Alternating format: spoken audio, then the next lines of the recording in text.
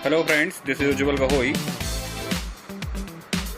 Welcome to our YouTube channel, Avidya Academy. Please subscribe our channel and click on the bell icon so that you can get the regular updates. तो अब हम start करते हैं radio activity. तो भाई ये modern physics, ठीक है। मॉडर्न फिजिक्स में ऐसे मान चलो कि एक सवाल या एक क्वेश्चन नॉर्मली आपका न्यूक्लियस और रेडियो एक्टिविटी से रिलेटेड आता है, ठीक है, जनरली। और एक क्वेश्चन जो है वो आपका फोटो इलेक्ट्रिक इफेक्ट से, और एक क्वेश्चन जो है वो बोर मॉडल या हाइड्रोजन एटम से आता है। तो नॉर्मली आपके जो मॉडर्न फिजिक्स उसके 3 क्वेश्चन आते हैं, ठीक है, जनरली, ठीक है। अब ऐसा नहीं है कि एकदम फिक्स होगा कि इससे इतना ही आना है। दो, कम से कम 2 तो आते ही आते हैं, 3 भी आ सकते हैं, 3 से ज्यादा आ सकते हैं, ठीक है। एक आने की प्रोबेबिलिटी बहुत कम है, ठीक। बाकी इसमें ऐसा कुछ होता नहीं है कि जो बोर्ड का एग्जाम नहीं है कि हर क्वेश्चन में या हम कहेंगे पैटर्न फिक्स रहेगा, इतना इस चैप्टर से डालना है, इतना इस चैप्टर से डालना है, ठीक है। तो इसीलिए जो है प्रिपरेशन आप मॉडर्न फिजिक्स को उसी हिसाब से या उसी के अकॉर्डिंग जो है आप प्रिपेयर कर लें, ठीक। इसमें ना बस, लेकिन बात है ना कि क्वेश्चन जो आईआईटी में जनरली या जितने भी एग्जाम है उसमें जनरली जो सवाल पूछे जाते हैं उसमें केवल डिफरेंस ये है कि जो क्वेश्चन एनसीईआरटी में ज्यादा फोकस्ड हैं उन पे थोड़ा सा स्ट्रेस उनका कम रहता है, क्योंकि नॉर्मली वो उन्हीं क्वेश्चंस पे फोकस करने की कोशिश करते हैं जिसपे जो स्टूडेंट जो है वो कम ध्यान दें, ठीक है। इसीलिए उस तरह के सवाल वो डाल देते हैं, ठीक। तो हम आते हैं इसमें रेडियो एक्टिविटी क्या है और किस तरह से हम रेडियो एक्टिविटी को डिफाइन करेंगे, ठीक है। तो हम कहेंगे कि अर्थ में, या हम कहेंगे कि हमारे एक तरह से नेचर में, ठीक है, या सराउंडिंग में एक कुछ मटेरियल्स ऐसे अवेलेबल होते हैं जो हमेशा क्या करते रहते हैं, जो कुछ रेडिएशन एमिट करते रहते हैं। रेडिएशन का मतलब हो गया कुछ पार्टिकल्स को बाहर निकालते रहते हैं। क्यों वो इन सब पार्टिकल्स को बाहर निकालते हैं? जब हर सिस्टम की एक ही टेंडेंसी होती है, हर सिस्टम कोशिश करता है स्टेबिलिटी गेन करने के लिए, ठीक। तो जितने भी हमारे रेडियो एक्टिव पार्टिकल्स हैं, या हम कहेंगे कुछ हमारे ऐसे एलिमेंट्स हैं नेचर में जो अनस्टेबल पाए जाते हैं, ठीक है, और अनस्टेबल होने की वजह से वो स्टेबिलिटी गेन करने के लिए क्या करते हैं, वो स्टेबिलिटी गेन करने के लिए कुछ पार्टिकल्स को बाहर निकालते रहते हैं ताकि जो सिस्टम है, जो एटम है, जो न्यूक्लियस है वो स्टेबल हो पाए, ठीक है। तो जो पार्टिकल्स को बाहर निकालते हैं उन्हें ही हम कहते हैं रेडियो एक्टिव पार्टिकल्स, और फिनोमिना को कहा जाता है रेडियो एक्टिविटी। तो पहले आपको ये समझ के चलना है कि रेडियो एक्टिविटी का मतलब क्या है और पार्टिकल्स बाहर क्यों निकाले जा रहे हैं, ठीक है। तो हमने कहा कि नेचर में कुछ ऐसे मटेरियल्स हैं, कुछ ऐसे एटम्स हैं, जैसे हमने कहा था कि आपके जो कौन सा एलिमेंट लिया था हमने, बिस्मथ, कौन सा एलिमेंट था, लगभग 210 जिसका एटॉमिक मास होता है, उसके बाद के जो आपके एलिमेंट्स हैं या जो आपके हम कहेंगे एटम्स हैं वो अनस्टेबल होते हैं। और ऐसे एटम्स स्टेबिलिटी गेन करने के लिए कुछ पार्टिकल्स को बाहर निकाल देंगे। जब वो पार्टिकल्स को बाहर निकालेंगे तो उनका एटॉमिक मास और एटॉमिक नंबर दोनों कम हो जाएगा, और जो आपका बाइंडिंग एनर्जी कर्व था कुछ इस तरह से आया था, बाइंडिंग एनर्जी कर्व। तो सिंपल सी बात है, जब वो कोई भी पार्टिकल बाहर निकालेंगे तो वो इस तरफ शिफ्ट होंगे, और जब वो इस तरफ शिफ्ट होंगे तो उनकी बाइंडिंग एनर्जी पर न्यूक्लियन की वैल्यू क्या हो जाएगी, बढ़ जाएगी। और जब बाइंडिंग एनर्जी पर न्यूक्लियन बढ़ेगा तो एटम क्या होने लगेगा, स्टेबल होने लगेगा, ठीक है। और ये जो पार्टिकल्स बाहर निकलते हैं, जो फिनोमिना, ऐसे हम कहते हैं रेडियो एक्टिविटी। जो पार्टिकल्स बाहर निकलते हैं उन्हें कहा जाता है रेडियो एक्टिव पार्टिकल्स, ठीक है। रेडियो एक्टिव का मतलब क्या है? ये जो पार्टिकल्स बाहर निकलते हैं ये हाईली एनर्जेटिक होते हैं, और हाईली एनर्जेटिक होने की वजह से इनकी पेनिट्रेटिंग पावर जो है वो काफी ज्यादा होती है, और पेनिट्रेटिंग पावर ज्यादा होने की वजह से ये बोन्स में, हम कहेंगे कि बॉडी को नुकसान पहुंचा सकते हैं, ठीक है। म्यूटेशन एक तरह से हम कहें कर सकते हैं। म्यूटेशन का मतलब क्या होता है, आपका जो जेनेटिक कोड है ना, उस जेनेटिक कोड में चेंज कर देने के, ठीक है।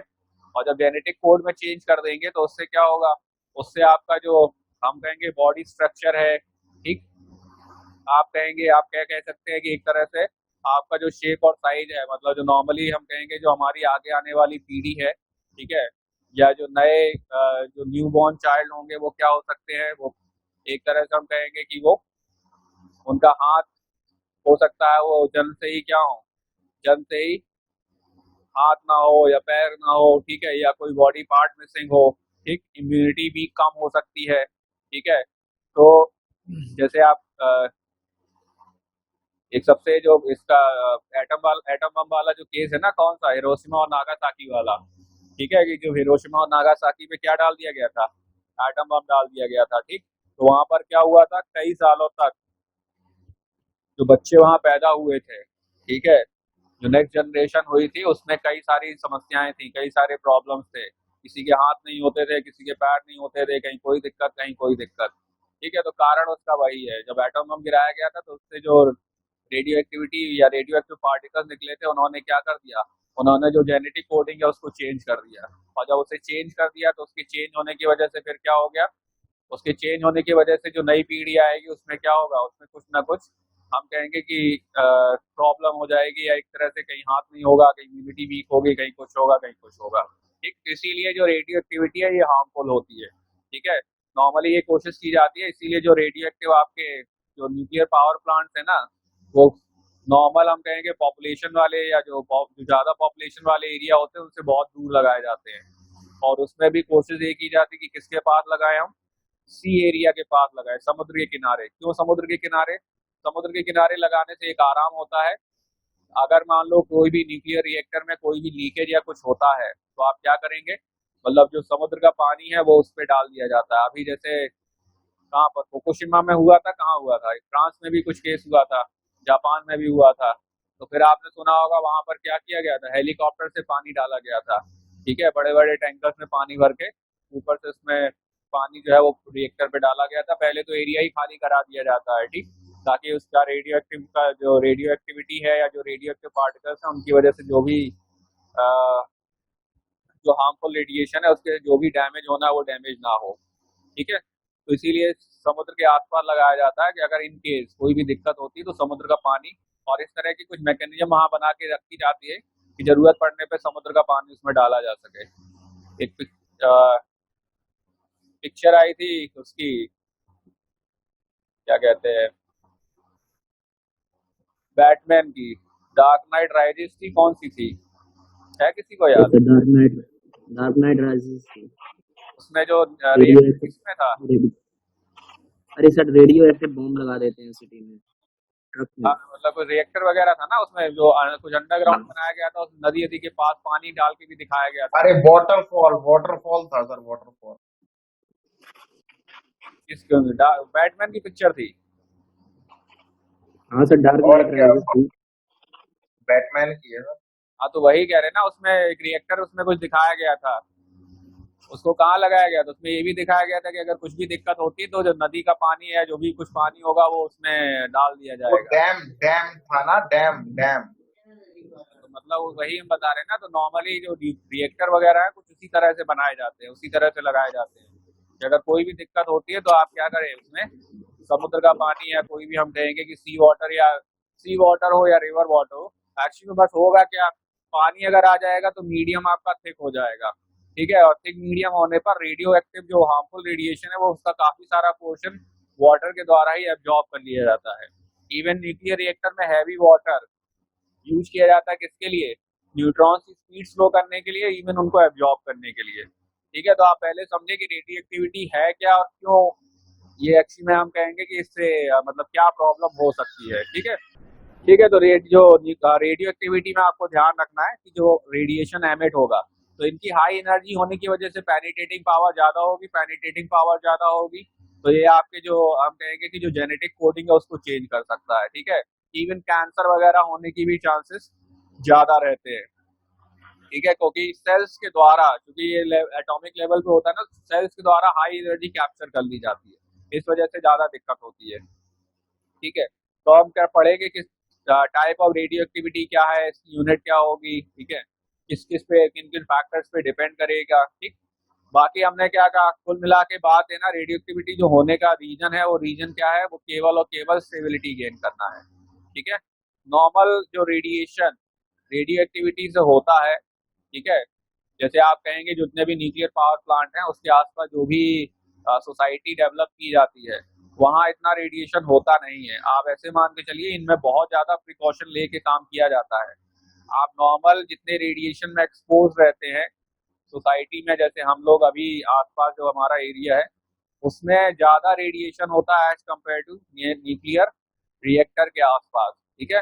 कारण केवल क्या है भैया, न्यूक्लियर रिएक्टर जब डेवलप किया जाता है तो इस बहुत ध्यान रखा जाता है किसी भी तरह से, मतलब बहुत ही ज़्यादा अगर कोई वर्स कंडीशन होती तो ही न्यूक्लियर रिएक्टर से क्या होना चाहिए, रेडिएशन स्टार्ट होना चाहिए, लीकेज होना चाहिए, ठीक है।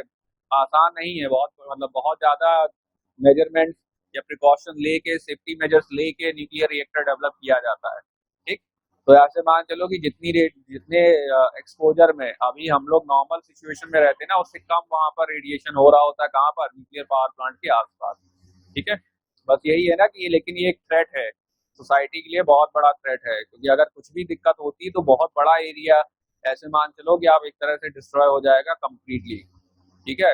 आसपास की जितनी भी पेड़ पौधे, जीव जंतु, ठीक है, और जो भी ह्यूमन सोसाइटी डेवलप है सब सब बेकार हो जाएगी, ठीक। तो चलो, kinds of radioactive decay और types of radioactive decay, ठीक है। तो जैसा हमने कहा कि रेडियो एक्टिविटी का पहले तो सबसे पहले रीजन क्या है, स्टेबिलिटी गेन करना, ठीक। जो आप किस हिसाब से वो स्टेबिलिटी गेन करेंगे, तो हर एटम की रिक्वायरमेंट के हिसाब से रेडियो एक्टिव डिके होता है, ठीक है। अगर बहुत ज्यादा हैवी न्यूक्लियस है तो नॉर्मली तो वो क्या होगा, वो सीधे सीधे दो छोटे न्यूक्लियस में ही ब्रेक हो जाएगा, ठीक है। और अगर हम कहेंगे कि हैवी न्यूक्लियस नहीं है, ठीक, मतलब हैवी न्यूक्लियस का मतलब हो गया बहुत हैवी न्यूक्लियस नहीं है, जितना जहाँ जो स्टेबिलिटी आपके जो लिमिट है उसके आस ही पास है, तो फिर वो अल्फा पार्टिकल या और कोई रेडिएशन करके ही क्या हो जाता है, स्टेबल हो जाता है। तो सबसे पहला आपका जो डिके है गामा डिके, ठीक है।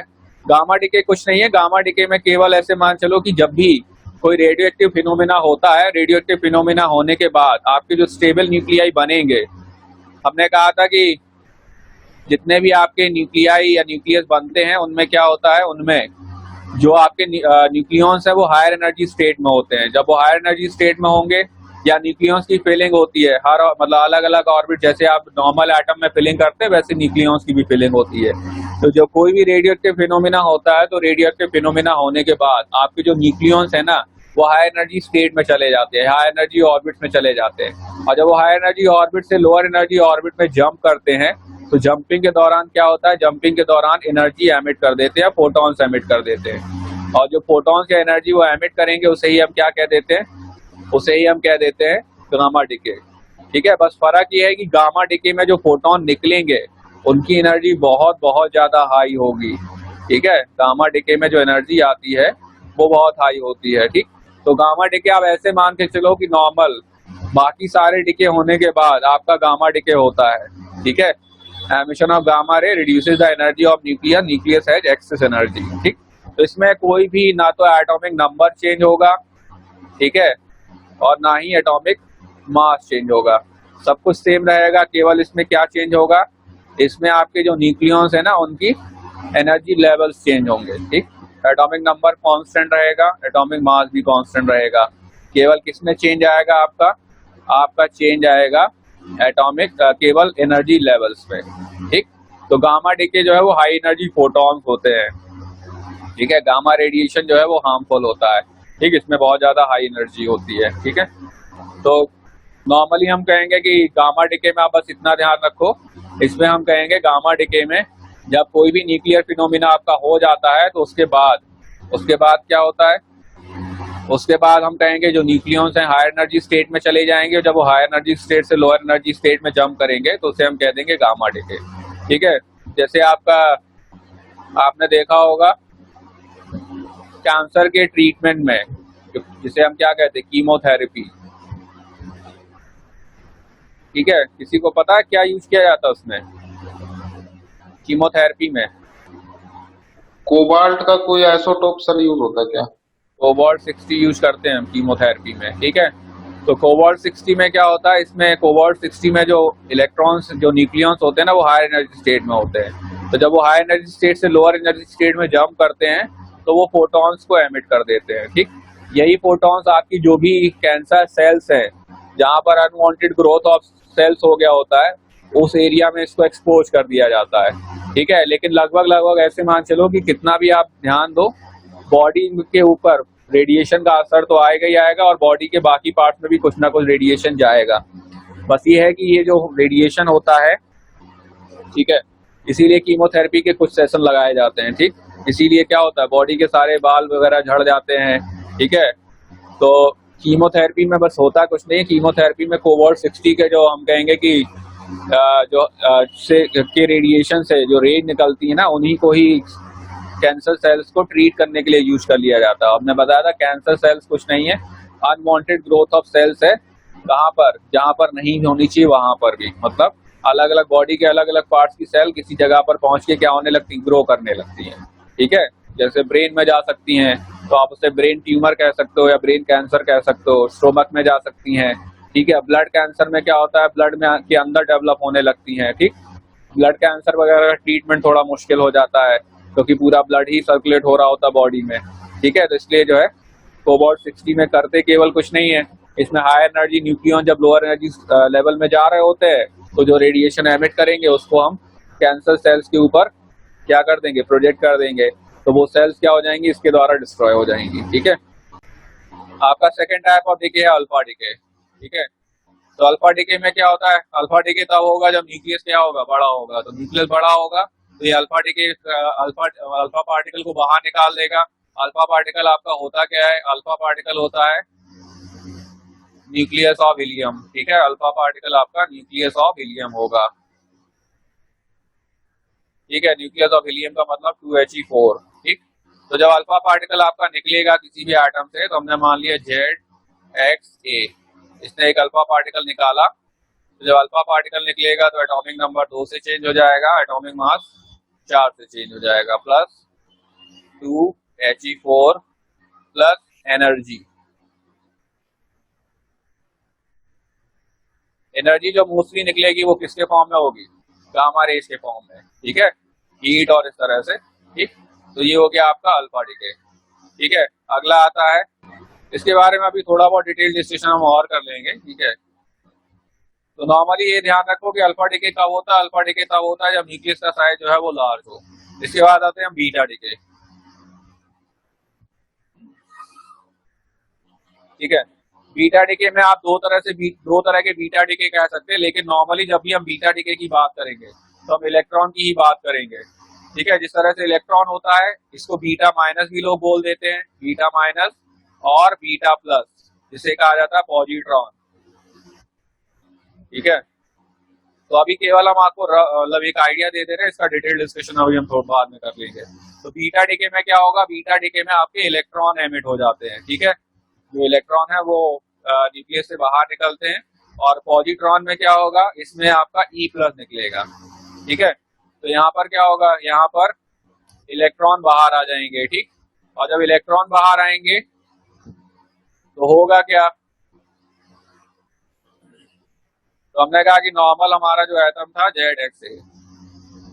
तो सबसे पहला सवाल तो ये आता है कि इलेक्ट्रॉन निकले तो इलेक्ट्रॉन होते कहाँ हैं, कहाँ पाए जाते हैं इलेक्ट्रॉन, एटम में इलेक्ट्रॉन होते हैं न्यूक्लियस के चारों तरफ, ठीक है। सवाल ये आता है कि ये जो इलेक्ट्रॉन निकला है ये कहाँ से निकला होगा, न्यूक्लियस से निकला होगा। तो सबसे पहला क्वेश्चन तो ये आता है कि ये जो इलेक्ट्रॉन न्यूक्लियस से निकला होगा, तो ये न्यूक्लियस से निकला कैसे होगा, जबकि इलेक्ट्रॉन न्यूक्लियस में तो होते ही नहीं है, ठीक है। पहला क्वेश्चन तो ये हो गया, भाई अब न्यूक्लियस में इलेक्ट्रॉन होते ही नहीं है तो जो इलेक्ट्रॉन निकला है वो न्यूक्लियस से निकला है, ये हमें कैसे पता चलेगा, ठीक। दूसरा पार्ट क्या आता है, दूसरा पार्ट आता है आपका, हमें ये कैसे पता चलेगा कि सपोज करो हमने कहा न्यूक्लियस से निकला भी है, तो हमें ये कैसे पता चलेगा ये जो इलेक्ट्रॉन निकला है ये न्यूक्लियस से ही निकला है, ये सराउंडिंग इलेक्ट्रॉन नहीं है। भाई दो सवाल है यहाँ पर, एक तो इलेक्ट्रॉन न्यूक्लियस से निकला कैसे, दूसरा अगर इलेक्ट्रॉन न्यूक्लियस से निकला भी है तो हमें कैसे पता होगा ये न्यूक्लियस का ही इलेक्ट्रॉन है, ये सराउंडिंग इलेक्ट्रॉन नहीं है, ठीक। तो पहले तो आपको क्या ध्यान रखना है, आपको ये ध्यान रखना है कि इलेक्ट्रॉन न्यूक्लियस में नहीं होता, सही बात है, ठीक है। तो स्टेबिलिटी गेन करने के लिए होता क्या है, जो आपका न्यूट्रॉन है वो ब्रेक हो जाता है किसमें, प्रोटॉन प्लस इलेक्ट्रॉन में, ठीक है। इसके अलावा और भी पार्टिकल निकलते हैं, ठीक है। इसके अलावा निकलता है आपका एंटी न्यूट्रिनो प्लस एनर्जी, ठीक। एंटी न्यूट्रिनो प्लस एनर्जी, ठीक है। बाकी हम इसके बारे में डिस्कशन कर रहे हैं, पहले हमारा फोकस किस पे है, पहले हमारा फोकस इलेक्ट्रॉन पे है। तो न्यूट्रॉन आपका किस में ब्रेक हो गया, प्रोटॉन में, और इलेक्ट्रॉन यहाँ से बाहर निकल गया, जिसको हमने कह दिया बीटा डिके, ठीक है। ये तो हो गया आपका बीटा डिके, ठीक। तो हम कहेंगे न्यूक्लियस में इलेक्ट्रॉन नहीं पाए जाते, सही बात है। तो फिर ये इलेक्ट्रॉन आया कहाँ से, ये इलेक्ट्रॉन आपका निकला है कहाँ से, ये इलेक्ट्रॉन आपका निकला है न्यूक्लियस से, ठीक है। न्यूक्लियस से कैसे निकला, न्यूक्लियस का जो प्रोटॉन था वो ब्रेक हो गया, न्यूक्लियस का जो न्यूट्रॉन था वो ब्रेक हो गया प्रोटॉन प्लस इलेक्ट्रॉन में, ठीक। और वही इलेक्ट्रॉन बाहर आ गया। तो पहले पार्ट का आंसर हो गया ये, ठीक है, कि न्यूक्लियस से इलेक्ट्रॉन आया कैसे। दूसरे पार्ट का आंसर, ये जो इलेक्ट्रॉन निकला है न्यूक्लियस से कैसे निकला है, हमें कैसे पता चलेगा। तो उसके लिए आंसर ये है कि ये जो इलेक्ट्रॉन निकलता है इसकी जो एनर्जी होती है, ठीक है, इसकी एनर्जी वेरी वेरी हाई है, ठीक। इसकी जो एनर्जी आती है वो बहुत ज्यादा हाई होती है। इतने हाई एनर्जी का इलेक्ट्रॉन आपके सराउंडिंग ऑर्बिट्स में नहीं हो सकता, ठीक है। जो आपका न्यूक्लियस के चारों तरफ के ऑर्बिट होते हैं, उन ऑर्बिट्स में इतनी हाई एनर्जी का इलेक्ट्रॉन हो ही नहीं सकता, ठीक है। तो आप इतनी हाई एनर्जी का इलेक्ट्रॉन निकलने का मतलब इतनी हाई एनर्जी केवल न्यूक्लियस से ही जनरेट हुई होगी, सराउंडिंग इलेक्ट्रॉन्स को नहीं रखेंगे। ये इसका एक एक्सप्लेनेशन है। दूसरा एक्सप्लेनेशन आता है इसका हाइजेनबर्ग अनसर्टेनिटी प्रिंसिपल से, ठीक है। तो जैसे लास्ट क्लास में हमने एक पार्ट छोड़ दिया था ना आपका हाइजेनबर्ग अनसर्टेनिटी प्रिंसिपल, तो उसको भी हम डिस्कस किए दे रहे हैं आप, ठीक है। तो पहले आपको ये ध्यान रखना है कि न्यूट्रॉन ब्रेक होगा प्रोटॉन इलेक्ट्रॉन में, और यही इलेक्ट्रॉन बीटा पार्टिकल के फॉर्म में बाहर निकल जाएगा। इस बीटा पार्टिकल की जो एनर्जी आती है वो बहुत ज्यादा हाई होती है, और इतनी हाई एनर्जी का इलेक्ट्रॉन, ठीक है, आपका कहाँ पाया जाएगा, न्यूक्लियस पाया जाएगा। इसकी जो हम कहेंगे कि जो हाइजेनबर्ग अनसर्टेनिटी प्रिंसिपल जो आपका था ना, क्या फॉर्मूला था, delta x into delta p equal to कितना होता है, h/4 पाई, यही होता है ना Heisenberg uncertainty principle. Actual relation जो है वो क्या होता है, ग्रेटर देन h/2 पाई, ठीक है, जिससे अप्रोक्सीमेटली h/4 पाई के बराबर करके ले लिया जाता है, ठीक। तो जब आप इसकी एनर्जी लिखोगे ना मोमेंटम से, तो delta x is equal to h/2 pi delta p या h/4 पाई करके लिखो, ठीक है। चलो हम वो शीट खोल ले रहे हैं, ठीक है, उससे ज्यादा समझ में आ जाएगा, उसमें अच्छे से लिखा हुआ। चलो हाइजेनबर्ग अनसर्टेनिटी प्रिंसिपल, ठीक है। तो उसमें लिखा हुआ हाइजेनबर्ग अनसर्टेनिटी प्रिंसिपल के हिसाब से delta x into delta p is greater than equal to h/4 pi, ये तो आपका हाइजेनबर्ग अनसर्टेनिटी प्रिंसिपल हो गया, ठीक है। If delta x is in the measurement of position and delta p is the minimum error in the measurement of the linear momentum, ठीक है। If electrons are present in the nucleus, then the maximum error in the measurement of their position will be 2r, ठीक।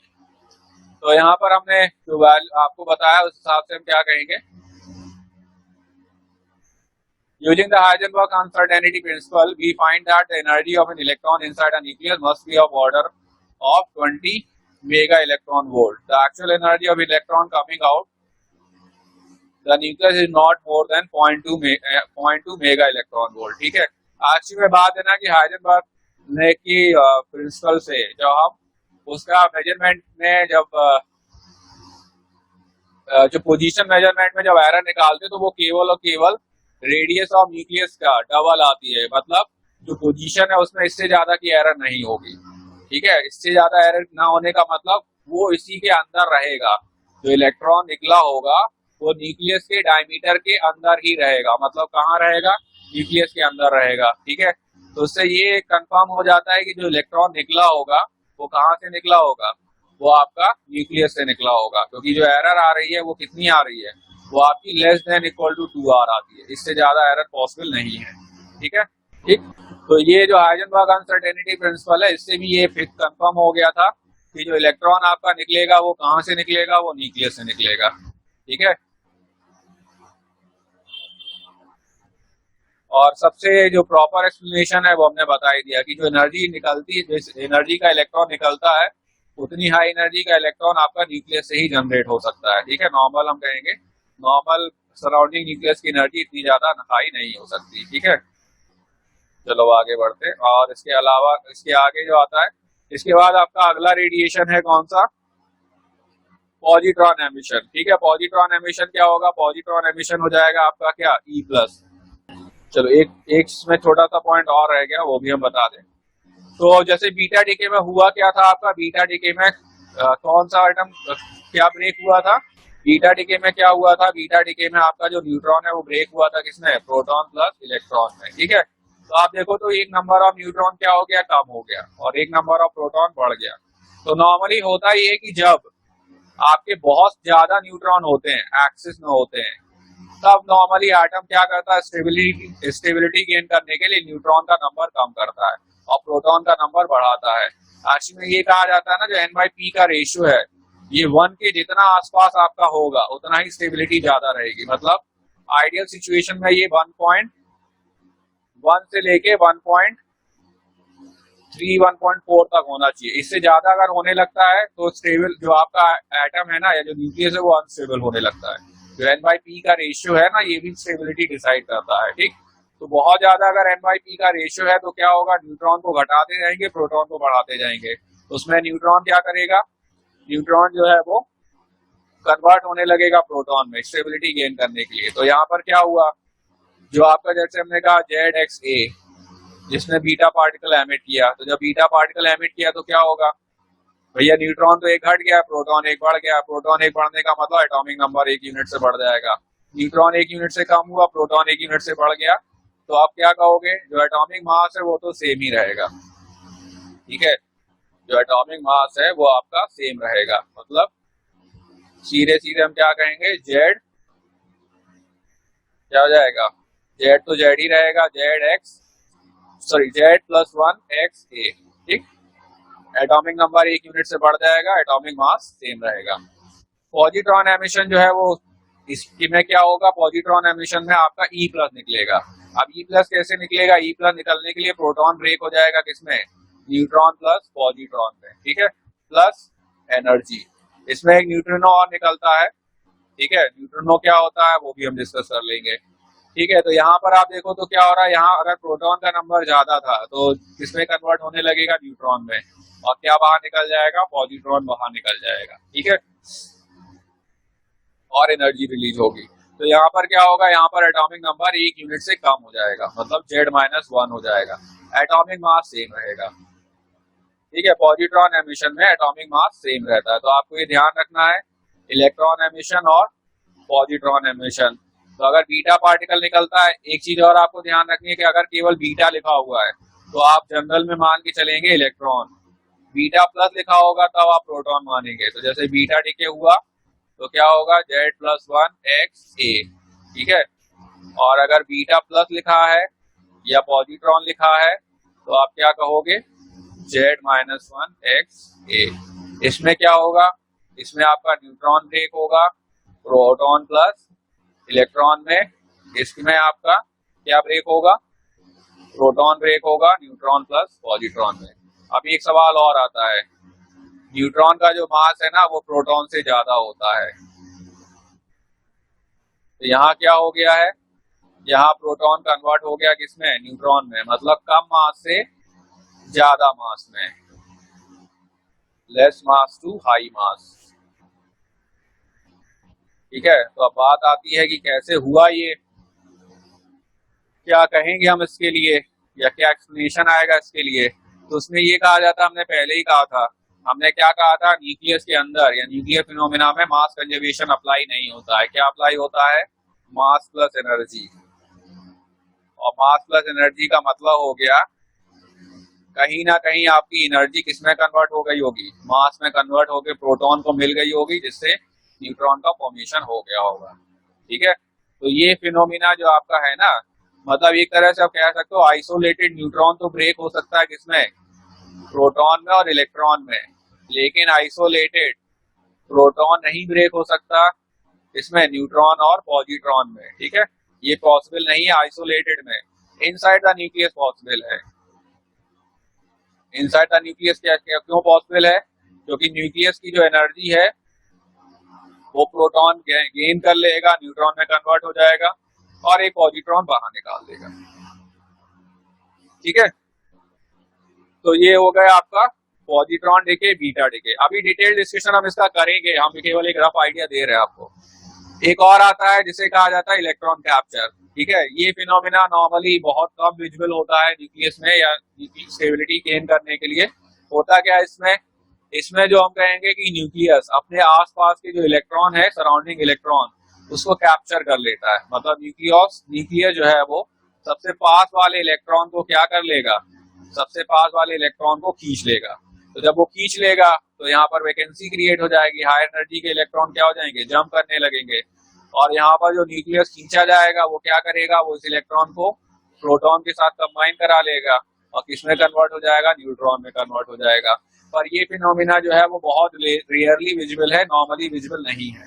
ठीक है, तो ये आपको ध्यान रखना है। इसमें क्या हो रहा है, इसमें प्रोटॉन जो है वो इलेक्ट्रॉन को कैप्चर कर ले रहा है, या न्यूक्लियस अपने सराउंडिंग सबसे नियरेस्ट सराउंडिंग इलेक्ट्रॉन को कैप्चर कर लेगा और कन्वर्ट हो जाएगा न्यूट्रॉन में। ये भी फिनोमिना तब यूज होगा जब नंबर ऑफ प्रोटॉन आपके एक्सिस में होंगे और नंबर ऑफ न्यूट्रॉन कम होंगे।